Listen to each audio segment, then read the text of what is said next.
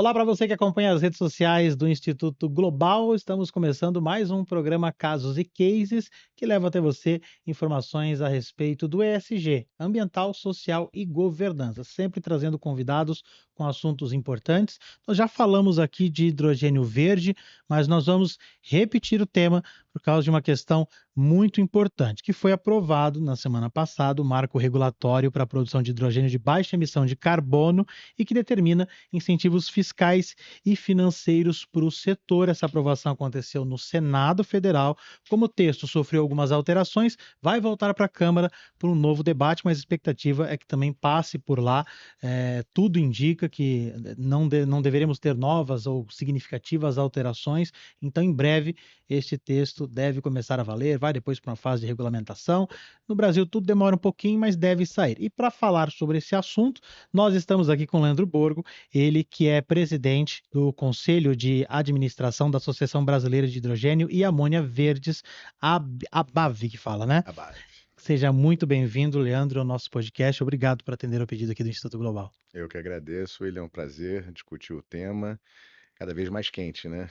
Pois é. Agora sempre a gente começa com essa pergunta, porque é um tema que ainda é de difícil compreensão das pessoas. O que é o hidrogênio verde? Explica pra gente. Bom, o hidrogênio verde, você traz um complicador para mim, porque pouca gente vai conseguir Sim. definir ele com muita precisão, uma vez que essa questão de tons do hidrogênio, cores do hidrogênio, acaba vindo de uma necessidade, na minha opinião, do ser humano de criar padrões e Uhum. nomes e colocar as coisas dentro de caixas e tal. Então, essa é uma. O verde vem sendo uma nomenclatura utilizada para tudo aquilo que é sustentável, né, que é renovável, tal. Mas dentro do mundo do hidrogênio, a gente gosta de trabalhar com o tema de hidrogênio de baixo carbono. A gente tem várias rotas, vários processos para se adquirir esse hidrogênio, para se produzir esse hidrogênio, para se separar esse hidrogênio, Uhum. e cada uma delas tem uma determinada pegada de carbono, que é como a gente mais ou menos no ECG chama, né? E aí dentro dessa pegada de carbono, vem se convencionando algumas cores do hidrogênio. Então, o hidrogênio azul é da reforma do gás, hidrogênio verde é a partir de fontes renováveis, Uhum. mas a Alemanha tem um entendimento, a França tem outro, o Brasil deveria ter outro, e então, basicamente, o hidrogênio verde seria uma das formas mais sustentáveis e renováveis de se produzir o hidrogênio, Então, tá? se produziu a partir de uma fonte renovável, a gente pode traduzir que é um hidrogênio verde. Pode. O que a gente está discutindo é, na verdade, que fonte renovável é essa? Uhum.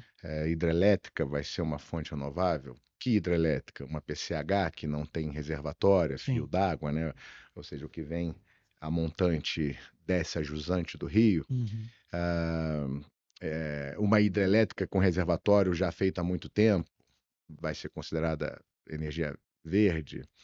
Então, ainda existem alguns temas de interpretação, de visão de mundo a serem debatidos. É, Nós somos uma associação voltada para o negócio, então nós entendemos que o ótimo é inimigo do bom, por isso nós apoiamos o PL, tá? Uhum. É, Nós temos um pacto das associações mais voltadas para o tema de renováveis e nós apoiamos com algumas ressalvas, mas é importante que se faça alguma coisa. Não tem como ter unanimidade, vamos ser sinceros também, numa Não tem. questão tão nova como o hidrogênio verde e num país tão complexo como o Brasil e ainda com o próprio hidrogênio verde se consolidando como uma possibilidade, né? Além de não ter unanimidade, é, as opiniões elas estão suscetíveis a mudanças. Uhum. Eu, por exemplo, na minha posição de presidente do conselho, entusiasta do assunto, eu tenho dúvidas quanto, por exemplo, à adicionalidade, né? É um critério que existe para se determinar alguns subsídios, alguns incentivos. Então, tem gente que defende que os incentivos para as renováveis no Brasil só venham para aquilo que for adicional à matriz termoelétrica, à matriz elétrica brasileira. Então o que eu tenho já não vale. O que eu tenho já não vale. Se eu tivesse aqui representando as renováveis, eólica, solar e tal, talvez eu defendesse essa tese. Sim, claro. Como eu estou defendendo o hidrogênio de baixo carbono, é importante que as coisas aconteçam. É importante que se aumente a escala, né? Que a gente resolva uma série de questões de logística, de armazenagem, de seguros, preços, que ganhe-se escala e reduza-se custos. E nós temos uma matriz hidroelétrica fantástica, né, já amortizada, né, já com preços de energia muito baratos. Então, eu, do ponto de vista de defender o hidrogênio de baixo carbono, eu tendo a pensar que é um erro, um equívoco no Brasil, se nós restringirmos muito a questão de adicionalidade, né? Mas, de novo, é um tema que é polêmico, está sujeito ao debate, mas nós apoiamos que façamos alguma coisa, né? Voltando um pouco à sua pergunta, né, do hidrogênio, hidrogênio é uma molécula extremamente comum, é a molécula mais abundante, é a nossa moléculazinha lá na esquerda, em cima da A tabela água. periódica, e a gente já utiliza, não é nenhuma novidade, né? Não é nenhuma novidade em vários sentidos, né? Eu, quando visitei o Museu da BMW em Munique, eu conheci o motor a combustão interna movido a célula combustível de hidrogênio. Isso em 93. Caramba. Então não é nada muito disruptivo, nada muito novo, né? O que é bom, né? Eu trabalho com energia solar e a energia solar fotovoltaica também não é nada muito novo, pouca gente sabe, mas o prêmio Nobel do Einstein não foi a teoria da relatividade, foi o efeito fotoelétrico, Sim. que é, na verdade, a célula fotovoltaica, Sim. né?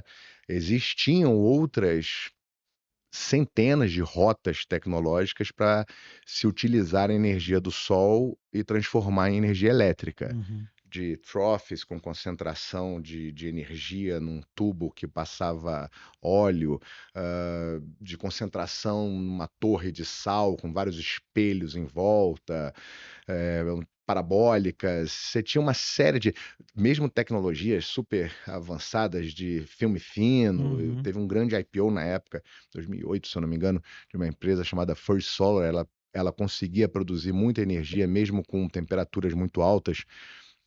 Para quem não sabe, o painel fotovoltaico precisa de muita irradiação, Sim. difusa e direta, mas precisa de uma temperatura média diurna baixa. Quanto mais quente é, pior a Pior produção do painel. E essa tecnologia competia bem nesse cenário. Mas acabou que não vingou. Então, acabamos ficando com o efeito fotoelétrico, das células fotovoltaicas, a coisa foi evoluindo, mas é basicamente o mesmo princípio. E mesma coisa com hidrogênio. O hidrogênio é utilizado é, em processos industriais, N, então, indústria cimentícia, mineração, siderurgia, indústria química, os fertilizantes utilizam ou o hidrogênio ou os seus derivados, amônia, ureia, Que são extraídos a partir do hidrogênio são também. feitos a partir do hidrogênio. Sendo que o hidrogênio que se utiliza hoje é um hidrogênio cinza, voltando de novo Sim, nas nas cores, cores. porque basicamente a gente pega o hidrocarboneto, faz ali um processo que separa a molécula de hidrogênio das moléculas de carbono e solta essas moléculas de carbono. Portanto, até existem teses e rotas que no processo do hidrogênio consegue recuperar parte desse carbono solto. Entendi. E, portanto, é um pouco mais limpo do que o que só solta carbono. Uhum. Quando a BAV nasceu, nós tivemos várias discussões filosóficas de quem éramos, para onde iríamos, etc. De novo, é uma associação pró-business, né? Não adianta a gente ficar elucubrando uma série de possibilidades teóricas. O importante é baixar a pegada de carbono, né? Então, nós defendemos que os subsídios e os incentivos sejam racionais, responsáveis e que sejam direcionados por pegada de carbono, né? Mas não quer dizer que se exista um processo que não é tão renovável, tão sustentável, que a gente não deva substituí-lo por outro Sim. que é mais poluente. Ou né? estimular a redução daquele processo, né. Exatamente. Encontrar uma solução A para questão reduzir. é só a utilização do recurso do cidadão. Uhum, O dinheiro do cidadão, em termos de subsídio ou de incentivo, deve priorizar a menor pegada de carbono, hidrogênio verde. perfeito. Isso aí a gente tem pacificado dentro da associação, o que não quer dizer que nós não devamos investigar e apoiar qualquer tipo de redução de pegada de carbono no processo do hidrogênio ou da amônia. Uhum. Isso que você tocou é um ponto importante, porque, principalmente quando a gente está falando de novas tecnologias, novas possibilidades, e às vezes a gente fica muito tempo planejando e a gente não vai para ação, né? E esse é um tema que o hidrogênio está aí, ele já é usado, a gente não vive sem ele, né, na indústria, enfim, em N aplicações, como já citadas aqui. E é fato que a gente precisa reduzir a pegada, né? Então é hora realmente de fazer essas plantas, esses projetos saírem do papel. A gente já viu N empresas anunciando, tem vontade, mas o que falta para muitos projetos de fato saírem do papel, a gente tem uma grande planta atuando no Brasil. É uma boa pergunta. Eu vou iniciar a resposta de trás para frente. Tá. Será que é uma grande planta? Essa já é a minha primeira questão, né? Uhum. Se você olhar tipicamente no mundo, as plantas são gigantescas de produção de hidrogênio, de amônia, de ureia. E são grandes empresas por trás, grandes polos, Cubatão, Paulínia, Camaçari, etc, etc. Ah, Quando a gente fala de hidrogênio verde ou de baixo carbono, será que é essa a realidade? Se a gente olhar as empresas que oferecem soluções de eletrolisadores, eu arriscaria dizer que a gente consegue perceber uma tendência de descentralização. Esses eletrolisadores estão diminuindo o seu tamanho ao longo do tempo, Uhum. O que a né? gente ouve falar é que ainda não é viável produzir numa planta menor, mas essa tecnologia talvez inverta essa lógica, e é isso. Exato. Eu diria que quando a gente analisa um tema de infraestrutura, como é o Uhum. tema do hidrogênio, a gente tem que tomar cuidado de avaliar o presente e o presente possível, que é o curtíssimo prazo Sim. viável. Então, assim, o curtíssimo prazo viável hoje é coisa de 3, 4, 5 anos. Uhum. Esse é o processo para fazer licenciamento ambiental, todos os estudos de conexão elétrica, encomendar os equipamentos, contratar seguros, alavancagem, dívida, aprovações, isso demora. Isso é Isso, o normal da indústria. A gente isso é está falando, normal da indústria. normal, né? Então, quando você desenvolve um projeto desses, você tem que tentar enxergar com a indústria, inclusive com propostas firmes dos seus parceiros, qual vai ser a realidade daqui a 3 anos, 4 anos, 5 anos, né? Então, a sua tomada de decisão do seu investimento, ela tem que levar em conta o que está fomentando ali, que está dentro da indústria ali numa gestação que vai estar pronto quando você estiver encaixando a compra do seu equipamento. Uhum. E olhando para isso, eu arriscaria a dizer que existe uma tendência de descentralização. Isso é bom por N razões. Nós tivemos uma reunião com o governador Tarcísio há um tempo atrás, e o governador demonstrou uma, uma atenção, né, com relação ao papel do Estado de São Paulo, né, e uma preocupação de que nós não temos energia renovável no Estado de São Paulo, não pelo menos as clássicas de solar e energia eólica que está se debatendo aí com mais afinco. E um ponto que a gente contrapôs foi que transitar com o elétron renovável, trazer o elétron do Nordeste ou de qualquer outro lugar Uhum. para São Paulo, isso não é mais uma grande dificuldade. Hoje tem os riscos submercado, seguro, risco, etc., mas isso está equacionado. A indústria já se adequou a isso há muito tempo. Entretanto, trafegar com o hidrogênio em baixa quantidade, em larga quantidade, de que forma e etc., ainda não é uma equação tão simples de resolver, né? O hidrogênio ele é um bichinho meio nervoso, Estável, meio né? instável, então você tem que ou comprimir ele muito, ou você tem que refrigerar ele muito, ou você tem que colocar na forma de amônia ou de metanol, etc. Então, uma das possibilidades para o desenvolvimento do setor é justamente soluções e rotas um pouco mais tailor-made para a aplicação em si.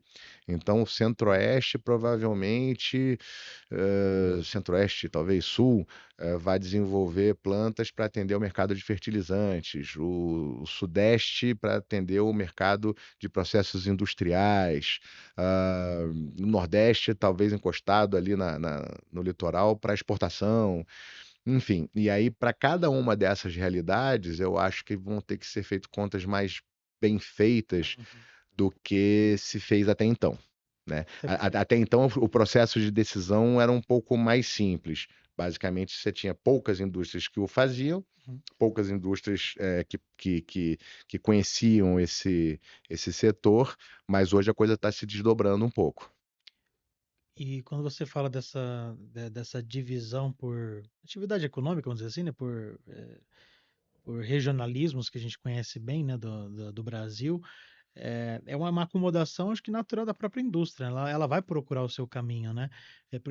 Até porque o custo varia também para a atividade que eu vou fazer o hidrogênio, ou não varia. Por exemplo, se eu estou fazendo para agricultura é um custo, se eu estou fazendo para outra aplicação, para a indústria química, é outro custo.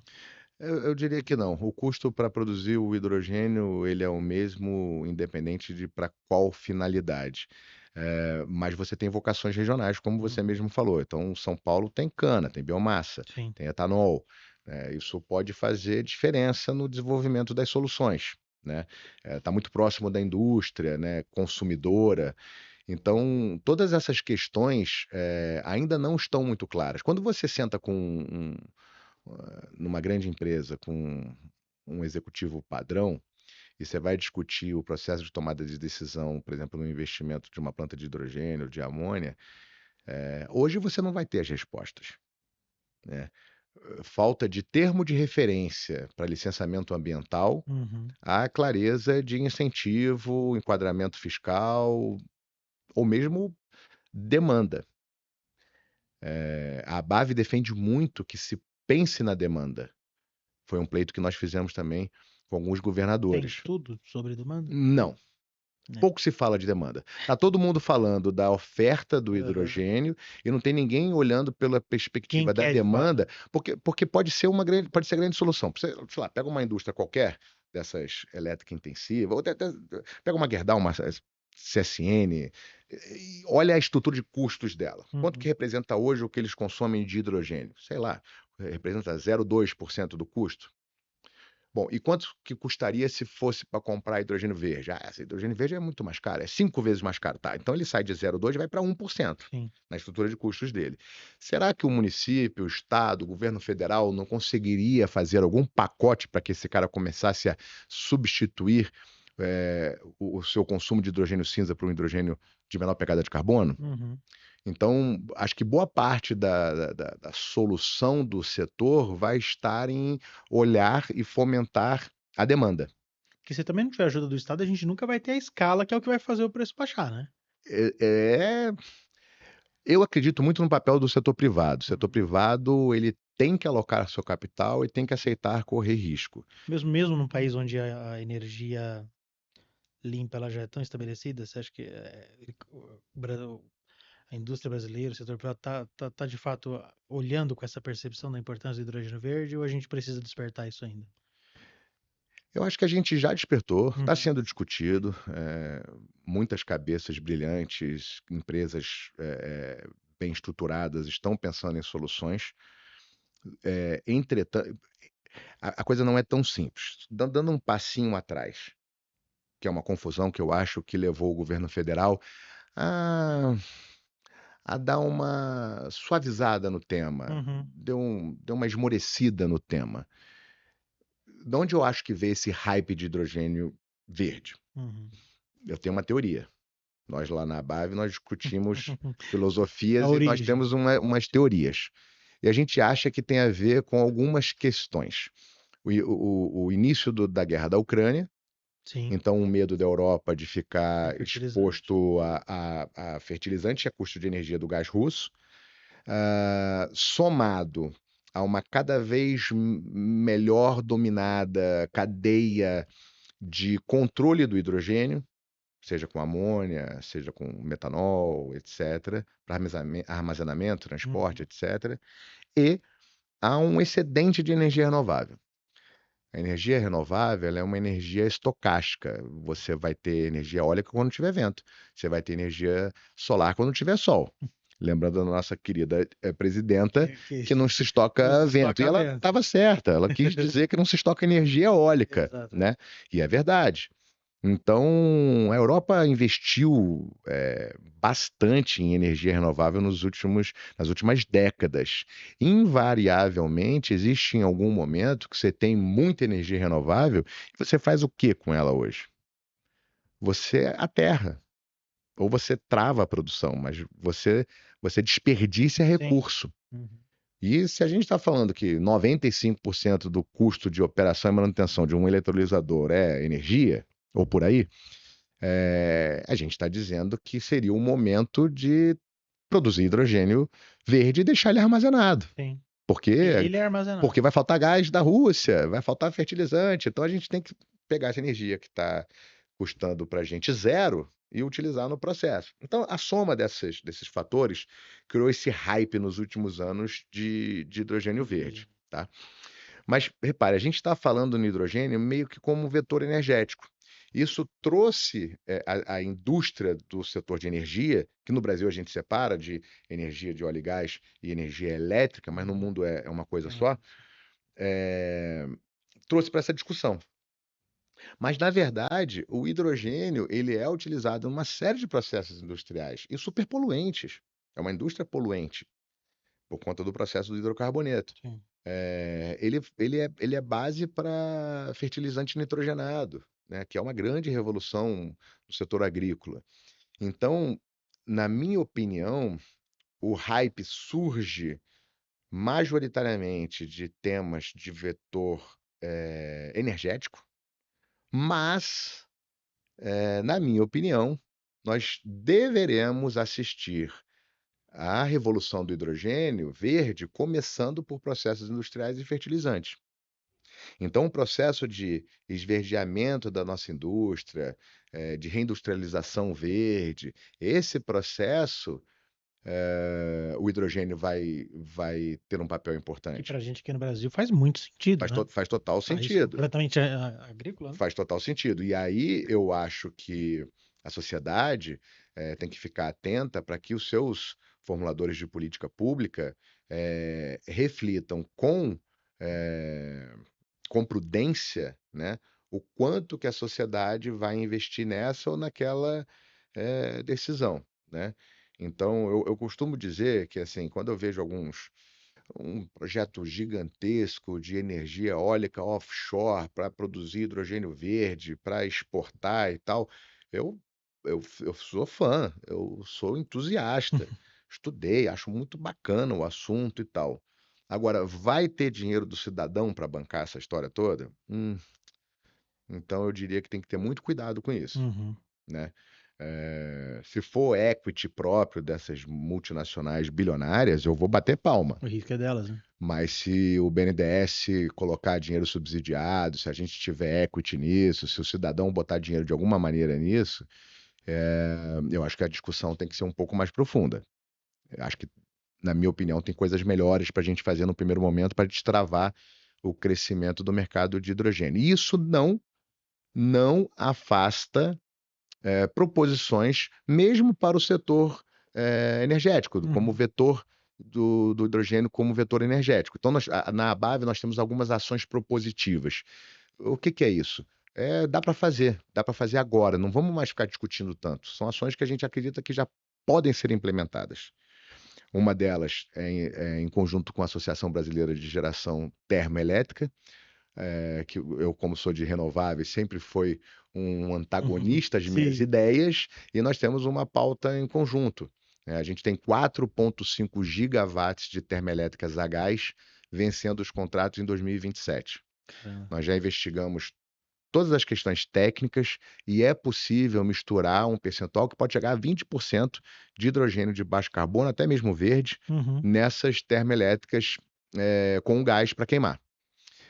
Então, a gente não propõe 20%, a gente vai chegar num número que faça sentido. Sim. E a ideia é que o prêmio seja equivalente à pegada de carbono. Então, se for um hidrogênio azul, vai ter menos subsídio do que se for um hidrogênio verde. Sim. E por aí vai. Mas é uma iniciativa que talvez o Brasil ele tem experiência com planos assim de mistura, né? O Proálcool, Plano Nacional de Sim. Biocombustíveis. A gente conhece um pouco de botar o pezinho ali Uhum. testando e tal. Sendo que existem algumas dificuldades técnicas dessa ideia. Essas térmicas elas são contratadas por disponibilidade, então ela fica contratada para ficar Isso, paradinha. Não é que tem o consumo constante desse isso. Eu hidrogênio. pago pela expectativa de ter que usá-la. Exatamente, pela segurança energética. E então tem uma dificuldade de você fazer contas para atender com hidrogênio de baixo carbono. Mas é um movimento. A gente pensou, pô, se a gente vai fazer um leilão de compra desse hidrogênio de baixo carbono para atender essa recontratação desses 4,5 gigawatts de térmicas a gás natural, e a gente também tem previsto para gastar em 2024 16 bilhões de reais em subsídios para queimar diesel no sistema não interligado no meio da Amazônia. Será que não tem algo mais inteligente para fazer com parte desses 16 bilhões de reais e trazer uma solução de solar com bateria, com hidrogênio, com biodiesel? E a gente está caminhando nessa direção. Em breve, a gente quer anunciar um acordo de alguns associados nossos para esse objetivo, mas a nossa ideia é fazer algo estruturado Uhum. para a gente ter recorrência nessa iniciativa. Da mesma forma, nós vimos a iniciativa da Alemanha de anunciar, preparar e anunciar um leilão de compra de hidrogênio verde. Nós achamos fantástico, mas lendo o edital, duas coisas chamaram a atenção. É um leilão pequeno, modesto, e imputando muitos riscos ao empreendedor nacional. Levando esse hidrogênio verde até Roterdã, até Hamburgo, desembaraçando lá, e etc. E toda vez que você imputa muitos riscos ao empreendedor, ele traduz isso em custo, ele traduz isso em preço para ele correr o risco. Então não vai traduzir o preço correto, na nossa opinião. E a gente pensou, por que não, né, a Apex preparar um leilão de venda de hidrogênio verde ou de baixo carbono para o mundo, ou em conjunto com os estados e políticas de incentivo à substituição por parte da demanda, também o leilão de compra do hidrogênio verde ou de baixo carbono no próprio mercado nacional. Com isso, a gente teria três iniciativas juntas no mesmo momento para fazer uma quebra de inércia, para fazer um kick-off do setor Sim, de hidrogênio de baixo carbono no Brasil. É, porque a escala é importante, mas para você ter escala do jeito que a gente está hoje, é preciso muito dinheiro, de subsídio. Então, se a gente consegue articular dessa forma, a gente, com menos esforço do cidadão, né, dinheiro do sim. cidadão, a gente consegue fazer um impacto maior. Significativo, né? Exato. Isso acho que traria antes de tudo, a visibilidade, né, que o setor precisa, na compreensão das pessoas, né, do que é o hidrogênio verde e do quanto ele pode contribuir com o país nesse momento em que a gente discute formas alternativas de energia, de produtos, enfim, né? Pablo, nosso presidente, fez uma pergunta para você, eu vou fazer ela aqui também em relação a carro elétrico. Muita gente associa ainda apenas, né, o hidrogênio verde à possibilidade de ser uma alternativa a combustível para os veículos. Está muito longe de ser só isso, né? Mas é claro que a gente tem que passar também por essa variante. Hoje você vê o hidrogênio como uma alternativa que pode mexer ali com a indústria automobilística ou competir com o carro elétrico? William, o que eu costumo dizer é o seguinte: eu participei de alguns processos de inovação importantes. Eu trabalhava já com biodiesel no lançamento do Polo Nacional de Biocombustíveis em Uhum. 2004. Inclusive, eu morava na cidade de Piracicaba. Comecei a trabalhar com eólica em 2007, 2 anos antes do primeiro leilão. A gente ajudou muito a criar as regras do primeiro leilão e a tirar a fórceps, isso ali da EPE na época. Depois, mesma coisa com solar, nas discussões de geração distribuída, implementação descentralizada. E eu costumo dizer que o hidrogênio, ele é infinitamente mais complexo e infinitamente mais impactante. A revolução do hidrogênio verde, ela é uma revolução, na minha opinião, sem precedente. E aí eu vou falar de novo como vetor energético. Imaginando que nós possamos ter uma energia renovável, sustentável e despachável, ou seja, que traga segurança energética, que possa ser armazenada e o Operador Nacional do Sistema, o ONS, poder apertar um botão para decidir quando despacha ou não aquela energia. Isso é para o Brasil, que é um país abençoado do ponto de vista de fontes energéticas renováveis, é disruptivo, é revolucionário, tá?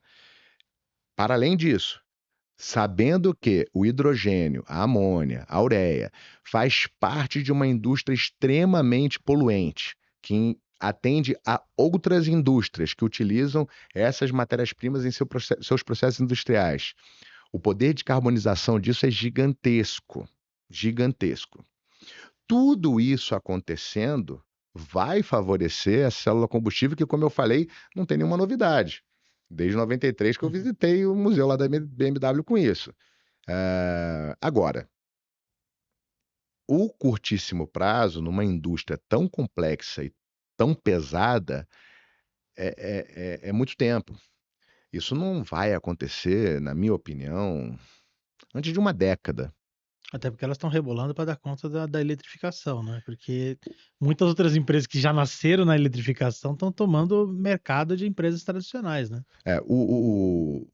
A discussão, se a gente parar para pensar, é um pouco esquizofrênico, porque essa discussão, se eu viesse nesse podcast aqui há 5 anos atrás, você ia estar me perguntando: esse negócio do Elon Musk, esse negócio da BYD, bateria carro elétrico, você acha que esse negócio pega?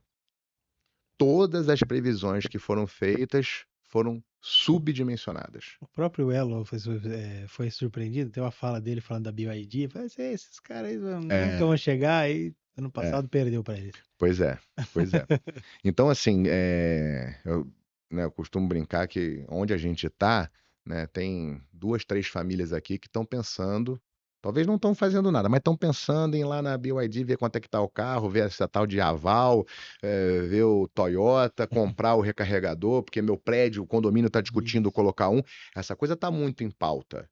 E a infraestrutura é complexa para atender, tá? Então, hoje a gente ainda tem uma série de questões. Mas São Paulo está se estruturando. Sim. São Paulo vai coordenando esses É a investimentos, baliza essa do Brasil. mudança.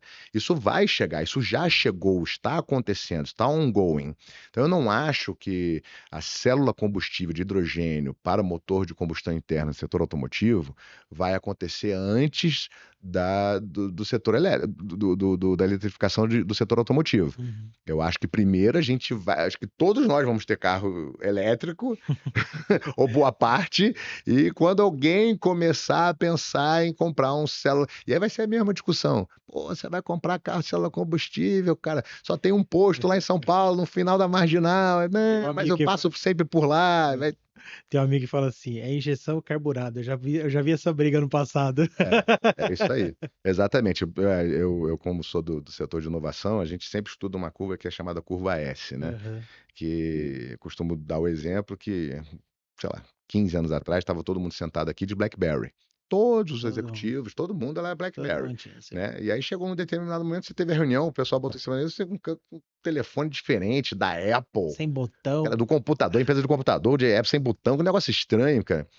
E aquele cara é o disruptivo, é o early adopter, é o cara que topa o risco. Ele gasta tempo estudando, ele pesa os prós e os contras, ele toma um risco daquela iniciativa. Muitas vezes dá com os burros na água, aí a coisa E não às vezes perde funciona. por um bom tempo até que aquele conceito pegue, porque às vezes o produto já é bom, mas é o conceito que precisa pegar, né? E outra, por exemplo, a gente lançou os long discs, né, que substituíram os vinis, né? E logo depois daquilo lançaram-se os compact discs, né? Sim. Porra, muito legal. Logo depois lançaram os mini discs. Usei muito. Os mini discs não entraram muito no mercado. E era uma maravilha, porque não riscava, você gravava e regravava. Era melhor que o CD. Era melhor que CD. Mas não deu tempo. Exatamente. A gente já veio pro MP, É aquele MP3zinho MP3 e não deu e tempo não deu dessa tempo. indústria nascer, Eu entendeu? usei porque era de rádio. E aí o É, mini disc era a melhor coisa. Aquilo caiu na exatamente, rádio, era maravilha. Você gravava a vinheta, editava. Isso não era possível antigamente, né? exatamente, E não pegou pela velocidade da exatamente, tecnologia, né? exatamente. A nossa legislação. Você disse já que a associação ela é favorável ao projeto, óbvio com as ressalvas já apontadas. Agora ela volta para a Câmara. A gente acredita que a gente não deve ter uma grande discussão em relação às alterações propostas pelo Senado. E aí ela vai para uma fase de regulamentação. Você acha que esse processo foi bem construído, a discussão com o setor? Vocês foram ouvidos? Como é que foi esse processo de construção? Ou apareceu um texto lá e está sendo votado? Vamos lá. O primeiro PL foi do senador Jean Paul Prats, Uhum, na época presidente da senador, presidente da da Petrobras. Petrobras. Depois teve um PL da Comissão de Meio Ambiente do Senado, em nome do senador Jacques Wagner. Nós tivemos lá também. Depois surgiu mais um do deputado Arnaldo Jardim e mais outro. Em todos esses processos eles vieram melhorando, tá? Ganhando mais densidade. O primeiro tinha Uhum, 2 ou 3 páginas, o segundo tinha 3 ou 4. A gente foi entendendo uhum, e fomos ouvidos, sim, não só nós, como várias outras representações de empresas privadas do setor. O que que aconteceu nessa última etapa? Eu, sinceramente, acho que ficou um pouco confuso, né? A gente teve 40 emendas, 44, isso. se eu não me engano. Confuso. A gente está tendo dificuldade, inclusive, para entender todas elas e distingui-la Já ouvi alguns uma das especialistas. outras. Os remendos estão atrapalhando a base do texto. Isso. Então, tem coisas ali extremamente importantes, como, por exemplo, a questão de adicionalidade, a questão de hidrelétricas. Tem algumas coisas bem importantes. Então, a gente quer, essa semana está um pouco parado, né? A gente quer efetivamente entender melhor tudo que está ali, comparar essas emendas, ver o que, que já foi descartado ou não, e como é que isso volta para a Câmara. E aí na Câmara vamos ter que fazer um outro esforço grande, enfim, de tentar ajudar ali os nossos formuladores de política pública a, a usar aquilo que veio para contribuir e a descartar aquilo que veio para complicar. Uhum. Nós entendemos a complexidade do tema e entendemos também que o ótimo é inimigo do bom. Mas o timing é importante, né? A gente precisa hoje de uma regulamentação do hidrogênio. A gente precisa que a ANP, que a ANEEL, que termos de referência para licenciamento ambiental, ANA ou não ANA, enfim, uma resolução do CONAMA.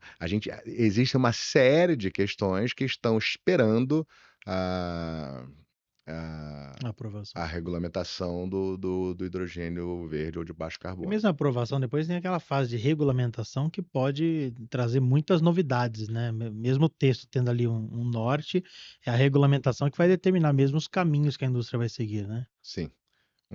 Uma delas, por exemplo, é justamente a questão do hidrogênio para fins industriais não precisar da regulamentação da ANP. Uhum.